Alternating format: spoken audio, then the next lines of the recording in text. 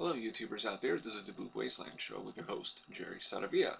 So today we're going to talk about Jay Leno's graceful exit from The Tonight Show. That's right, he is leaving The Tonight Show, and Jimmy Fallon will be taking over The Tonight Show on February 17th. So Jay Leno is making a, indeed, very graceful exit for the second time. Not the first time, but you wouldn't know it from Inside Edition and Entertainment Tonight and all these other shows that have talked about Jay Leno leaving, as if this was the first time, but this is not the first time. This is the second time that he's leaving The Tonight Show, and it seems, more or less, judging by the 60 Minutes interview that will be airing this coming Sunday, that he is not entirely happy about it, shall we say, the implication being bittersweet. Now, let's go back in time, shall we, to 2009. 2009, or let's go even further back, 2004, Jay Leno on The Tonight Show had said Conan O'Brien is taking over in 2009. That's it. So it took 5 years, and it happened, and it was over. That's it. Just like when Johnny Carson left in 1992, 30 plus years, it's over. We're done. And Johnny Carson left very gracefully. Nobody else seems to have left gracefully since. And of course, well, Jay Leno has been the primary Tonight Show host. 1992 he took over until 2009, so it was 17 years. And only once did he have a guest co-host, who, it's an excellent Jeopardy question, by the way, and that would be Katie Couric. So, then Conan O'Brien took over from 2009-2010, and the ratings were not that great, but they got better when it was implied that Jay Leno would return to Tonight Show. So this whole late night wars thing, which had happened back in 1992, kind of repeated itself, didn't it? Just like it back in 1992, it was the idea that David Letterman was going to take over the Tonight Show, and Jay Leno got it. Made also some threats that he would go to another network if he did not get what he wanted, and to make sure that he was on before David Letterman. So Jay Leno's had a history of this nonsense. So what is so bittersweet this time? Well, this time, I guess you could tell I'm not a huge fan of Jay Leno nowadays. He says about the decision by NBC to have Jimmy Fallon replace Leno, he says, and I quote, "It's not my decision. I think I probably would have stayed if we didn't have an extremely qualified young guy ready to jump in."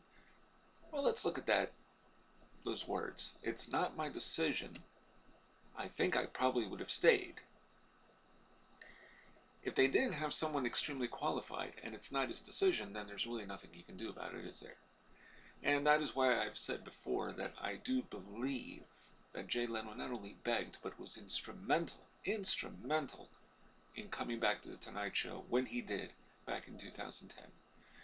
And if he had not been, because he had the Jay Leno show, which was on at 10 o'clock, which was supposed to be a variety show, and Conan's Tonight Show was at 11:30, but the 10 o'clock show felt like the Tonight Show, like a redo. It was just the exact same type of show. Now, Jay Leno's show was canceled. Jay Leno took over the Tonight Show. So this is what I think happened, see? And it's sort of covered in the book about the late night wars. Jay Leno took the Jay Leno show at 10 o'clock with the understanding that he would return to the Tonight Show if they needed him. Now, what kind of an RI business deal is this? But he was very instrumental, you see, because Jay Leno carries a certain amount of power. He doesn't certainly own the network. He doesn't own the show. David Letterman owns his own show. Late Show with David Letterman is his show. He owns it. It's his. So no one else can really take over it unless, of course, it's named something else. Tonight Show's a brand. But with that brand comes a touch of class, which Jay Leno doesn't possess any of. So now, then they asked him, so he goes on further about Jimmy Fallon. He says, I probably would have stayed a little longer. We have a very talented, very good, I think he's almost like a young Johnny, more so than anybody since. You go, the new guy, makes perfect sense to me. Let's go back here again. He doesn't seem to have any hard feelings for his successor. I probably would have stayed a little longer. Yeah, of course, but you do not own the Tonight Show. So I think he is bent out of shape this time out. I think he's a little more bittersweet. And when asked about the Conan O'Brien thing, he says, well, I felt blindsided. He compares it to feeling a lot like a breakup. The NBC executive said, you're out, and I went, okay.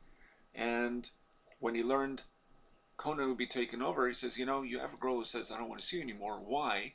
She doesn't want to see you anymore, okay? And I thought, well, wait a minute, but, he knew that Conan was going to take over in 2004. So he had 5 years to prepare.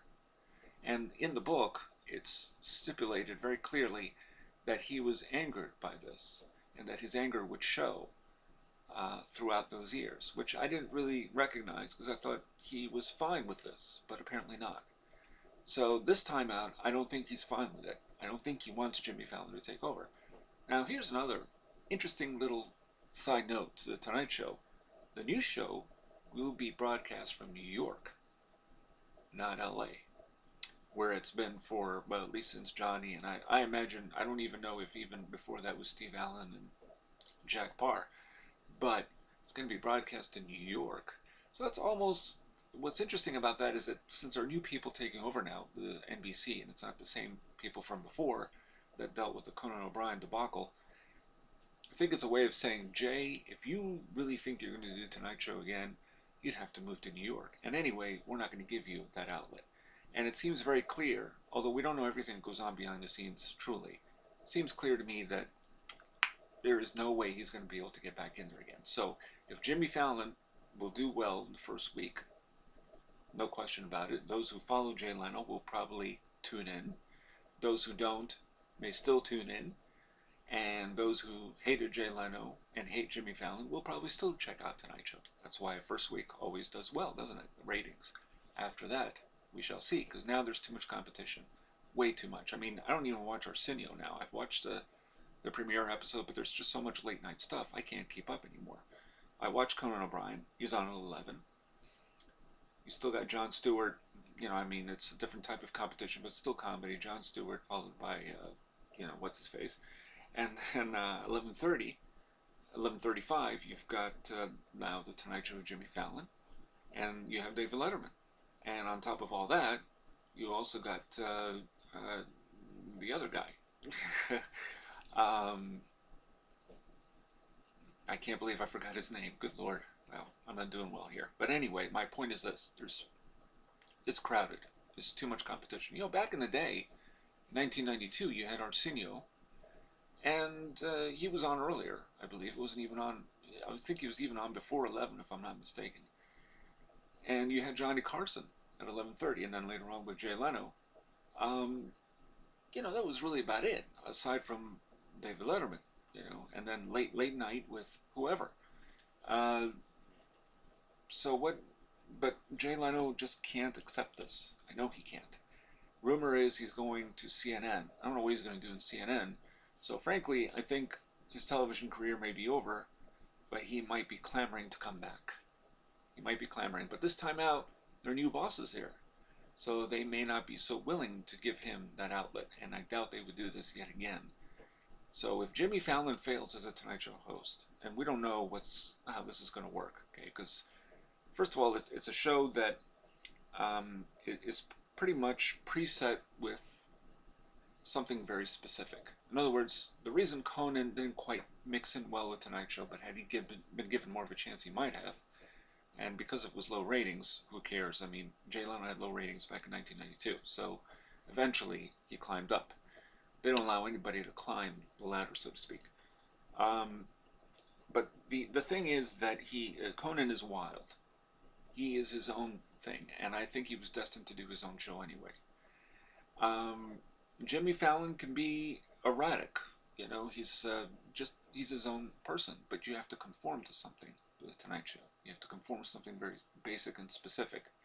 Because Jay Leno, when he's not on Tonight Show, if you've ever read his book, or listened even to some of his stand-up, it is uniquely different from the Tonight Show. And he's actually much funnier when he's not on the Tonight Show. So, leaving that aside, Jay Leno ain't happy. I know it. This interview is clear. You got to read in between the lines. Sorry, Jay, it's over. It really is over this time. And this is Jerry the Movies, as host for the Boob Wasteland Show. Signing off.